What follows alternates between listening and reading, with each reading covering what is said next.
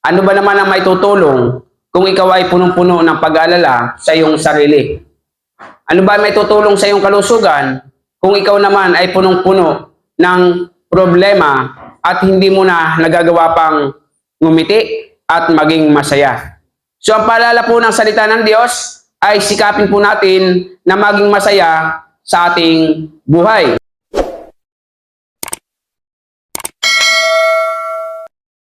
Magandang umaga po sa inyong lahat at lalo tigit po sa ating Panginoon.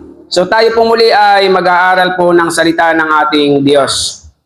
Ang pamagat po ng ating pag-aaralan, ang sabi po ay sikapin po natin na maging masaya. So piliin po natin na maging masaya po tayo sa ating buhay. Dahil ang kalungkutan, pag-aalala, problema, hindi po yan nakakatulong sa ating buhay. Ano ba naman ang maitutulong kung ikaw ay punong-puno ng pag-aalala sa iyong sarili? Ano ba may tutulong sa iyong kalusugan kung ikaw naman ay punong-puno ng problema at hindi mo na nagagawa pang ngumiti at maging masaya? So ang paalala po ng salita ng Diyos ay sikapin po natin na maging masaya sa ating buhay. Sabi po sa aklat ng Kawikaan, Kabanata 17, talatang 22.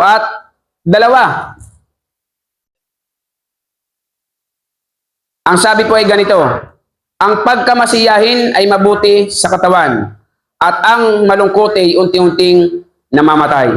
O, tingnan niyo po Ang pagiging masiyahin daw po ay napakaganda sa ating katawan. Ibig sabihin, kapag ikaw ay laging masaya, ito po ay nakatutulong sa ating kalusugan. Ito po ay nakabubuti sa ating kalusugan. Ito po ay nagbibigay lakas sa bawat isa sa atin. Tignan niyo po yung mga tao na may sakit. Ano po? May cancer. Hindi nila alam na sila ay may cancer. Malakas lang. Nakagagawa. Nakapaglalakad. Ano po? Dahil hindi nila alam na sila pala ay may cancer. Pero minsan isang araw, siya po ay nagpatingin sa doktor at sinabi ng doktor na siya ay may cancer. Bigla na po itong nalungkot. At dahil sa kanyang kalungkutan, hindi na tumatayo, hindi na nagtatrabaho, hindi na kumakain kasi may cancer. Pero nung hindi pa niya alam na siya may sakit na cancer, malakas naman siya. Kumakain ng ayos, nakapaglalakad. Ano po? Pero bakit nung malaman niya na siya may cancer, bigla siyang nanghina? Dahil bakit? Nagkaroon po siya ng malaking kalungkutan sa kanyang sarili. At takot, may cancer na ako, mamamatay na ako. Mabuti pang hindi na nagpa-check up, ano? Ang sabi po sa Biblia, mainam daw po sa isang tao ang siya'y masiyahin. Tama? Ang pagkamasiyahin ay mabuti sa katawan. Ibig sabihin, kung ikaw ay masiyahin, ito pala ay nagpapalakas ng ating katawan. Di ba? O kapag may problema. Opo. Di ba kapag masaya tayo, masigla ang ating mga piyesa ng katawan. Masigla yung ating kaloob-looban. Opo. Pero pag malungkot, hindi na makakain, hindi na makapagtrabaho, hindi na makagalaw. Bakit? Dahil nga po may kalungkutan sa katawan. Walang kasiyahan. Kaya ang paalala ng Diyos, piliin po natin na tayo ay maging masaya. At saan matatagpuan ang kasiyahan? Ang sabi sa Biblia, galak sa Panginoon ay kalakasan. Ibig sabihin, pag nasa Diyos ka, may kasiyahan. At pag may kasiyahan, may kalakasan. Di ba? Oh. Pero kung wala ka sa Panginoon, kunting kibot lamang, kunting tibok lang ng puso, ataking may sakit, atakutong mamamatay, atagala. Bakit? Eh wala sa Diyos. Oh.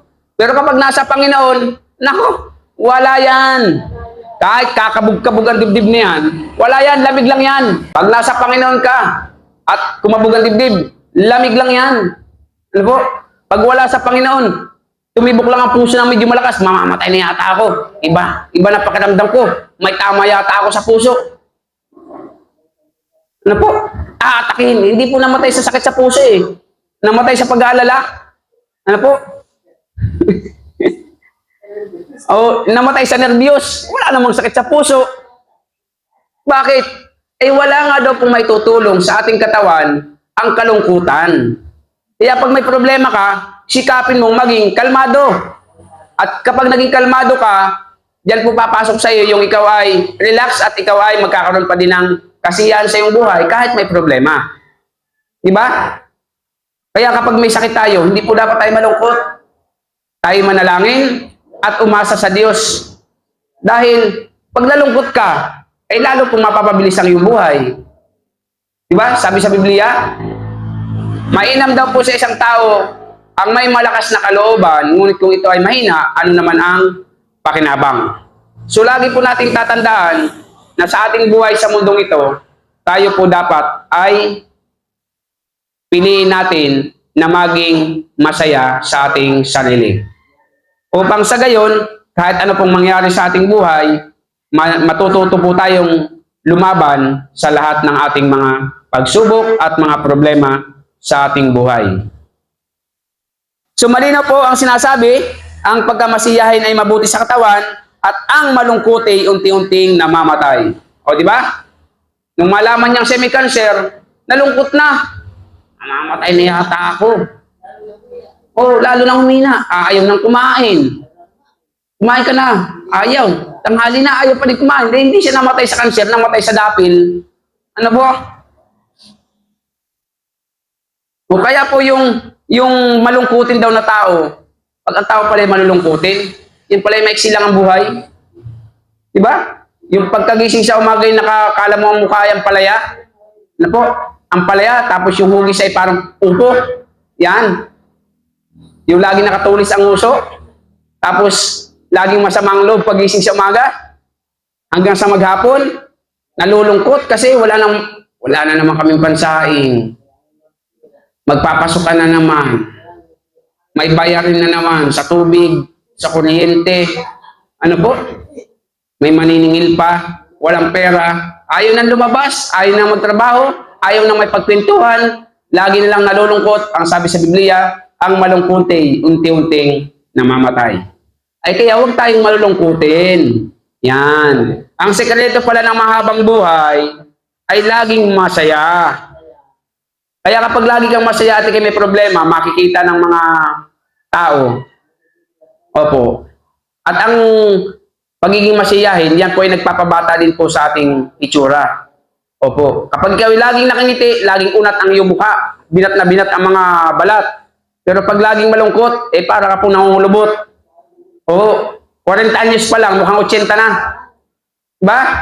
Pero yung iba, 80 na, mukhang 40 pa din. Bakit? Ay laging masiyahin. Opo. At kung gusto mo ikaw ay laging masiyahin, maglingkod po tayo sa ating Panginoon. Dahil galak sa Panginoon ay kalakasan. Yan. Wala palang mainam na gamot sa ating katawan, kundi ang maging masaya.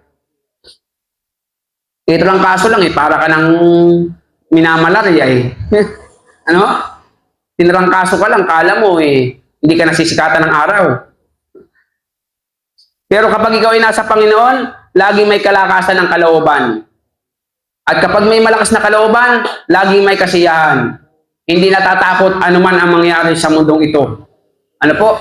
Kahit magmahal pa ang petrolyo, nananatiling kalmado dahil ikaw ay mayroong kasiyahan sa iyong sarili. Yan ang tunay na anak ng Diyos. So malinaw po ang sinasabi, kung gusto daw po natin na tayo ay tumagal ang ating buhay, ano po, sikapin po natin na tayo ay maging masiyahin. Kaya pag may problema, huwag iyak ng iyak. Ano po, kalmado lang at manalangin upang sa gayon ay bigyan po tayo ng Diyos ng kalakasan.